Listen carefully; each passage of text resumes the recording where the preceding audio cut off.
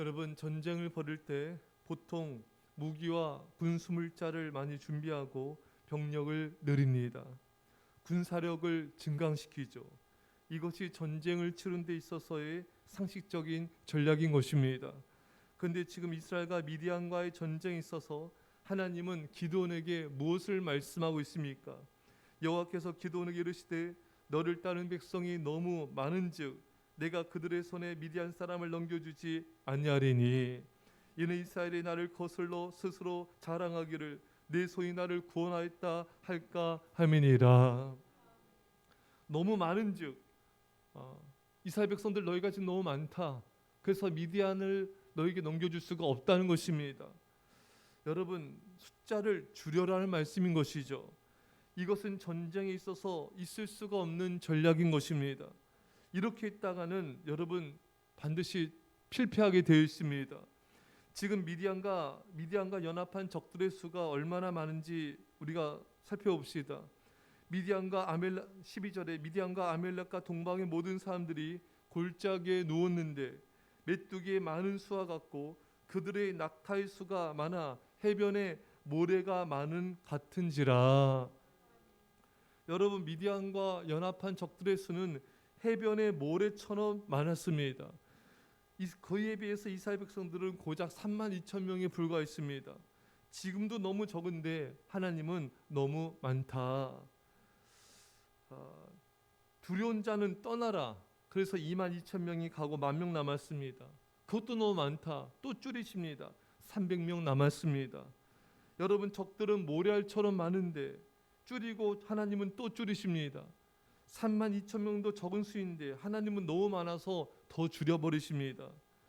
병력을 늘려도 시원찮은 판국인데 줄이라는 전략을 말씀하셨습니다. 이 하나님의 전략은 인간이 볼 때는 반드시 필패의 전략을 제안하시고 계신 것입니다. 하나님은 우리가 볼 때 필패할 수밖에 없는 전략을 요구하고 계시는 것입니다.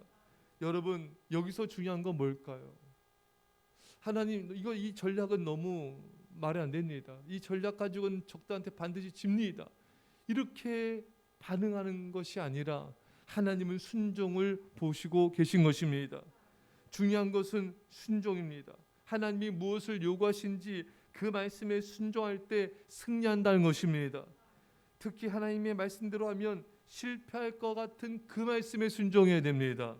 그것이 최고의 승리의 전략인 것입니다. 여러분, 사람들이 왜 불순종할까요?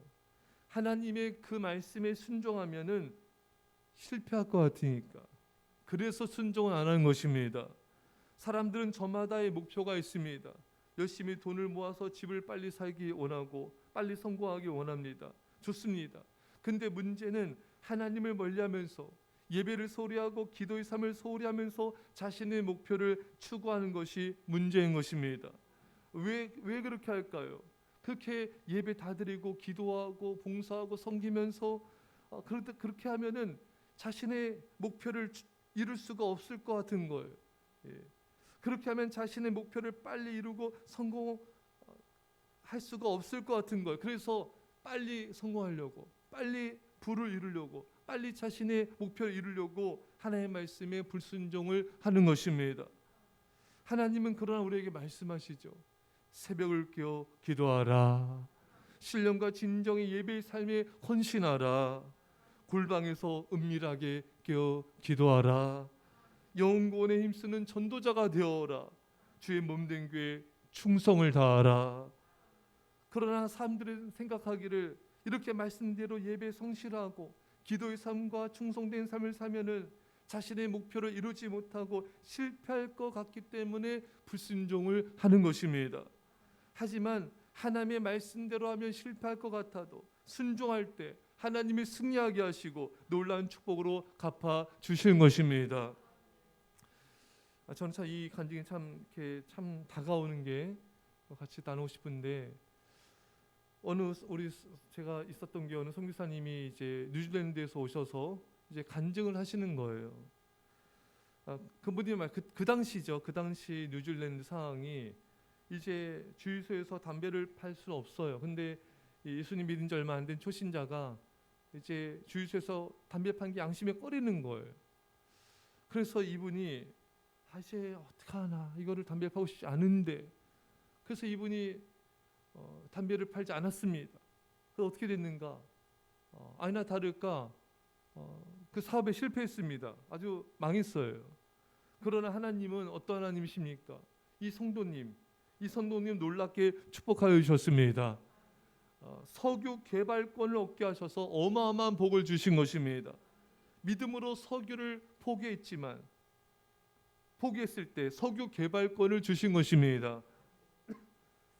여러분, 말씀에 순종하면 사업이 실패하고 인생이 실패할 것 같지만 하나님의 그 말씀에 순종했을 때 하나님이 승리하게 하시고 더 빨리 가게 하시고 은혜와 복을 내려 주신 것입니다.